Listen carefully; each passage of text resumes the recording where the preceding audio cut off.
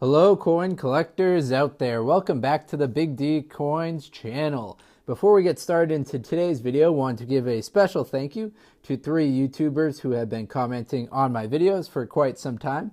Those 3 people are Canadian King Coins, Corey W, and Coin Collecting Fun. When I first started on YouTube, Coin Collecting Fun was one of the first people who were commenting and subscribed to my channel, so I really appreciate the support from him. If you're into coin collecting and like to have fun and enjoy watching coin collecting videos, head on over there to Coin Collecting Fun. I'm sure he'd be happy to have you check out his videos as well. All right, let's get into today's video. We're going to be talking about the 61, 62, 63, and 64 Roosevelt dimes. As you can see, I've got a nice little set run of them up here. I've got a few other ones down here. This is the Barber dime, and this is the Mercury dime.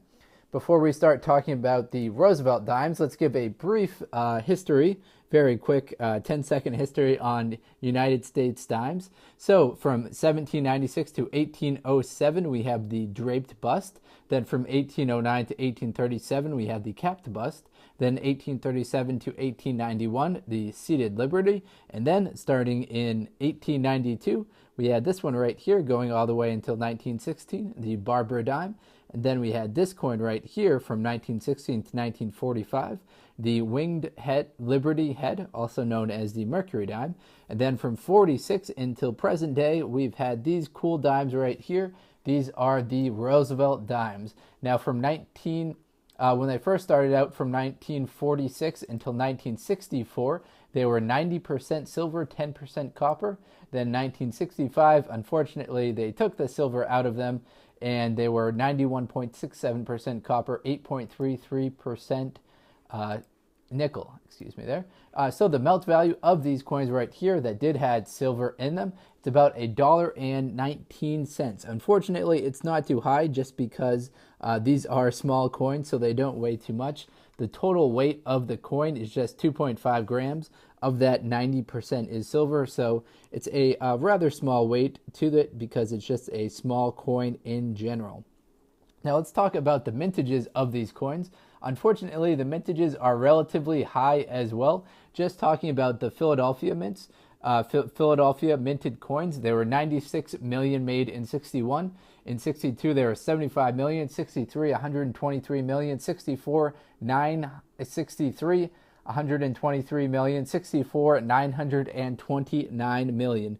Now that's kind of proportionately shown here because I've got an absolute ton of 1964 nickels. If you come across one that's pre-1965, chances are it'll be one of these 1964s, just based on the fact that there were 929 million made just at the Philadelphia Mint. Now, if you want to locate the mint mark on your coin, you're going to have to flip it over and look to the reverse. You'll zoom in like I just did there, and then we'll see the mint mark located right there just to the left of the bottom of the torch. So this one has a D on it, indicating that it is from the Denver Mint. The Philadelphia minted coins will not have a mint mark on them. So we see another example of the Denver Mint right there. There were proof coins that were produced. The mintages on those are going to be drastically lower, and they will also have kind of a fancier finish to them. There are a few known errors out there. Looking at the Cherry Picker's Guide to Rare Die and Variety Coins, looking at the years 1961 until 1964, there are 18 different error coins listed. So with high mintages, particularly in 1963 and 1964, generally also comes more error coins. And people were really collecting these coins, so the coin collectors have had time to kind of hold on to them and look for errors. So of those 18 different error coins, 6 of them related to 1963 double dies. I don't really need to explain that error too much. There's just a lot of doubling on the 1963 coins. In 1964, 5 error coins involved the repunched mint mark. Now that's a little bit cooler of a design. What happens there is that the mint mark gets struck kind of twice. So that's what's known as a RPM, or a repunched mint mark. Now, another cool error is the 1964. There is one that involves a misplaced mint mark. So you don't see that too often. You see the repunched mint mark rather frequently as far as errors goes when you're looking for a description of errors. But a 1964 misplaced mint mark exists, and that exists right here. It's a mint mark that's placed, a slight mint mark placed just to the left of the torch. So a little bit of a description on that for you. The misplaced mint mark. So a trace of a secondary mint mark is evident protruding from the left side of the torch. This variety was discovered in 1996 by Joe Miller and is one of the most dramatic, they call it a RPM, ever found. So it's a misplaced mint mark. Now, at a mint state 66, these are going to be valued at $400. At a mint state 65, $250, mint state 63, $125.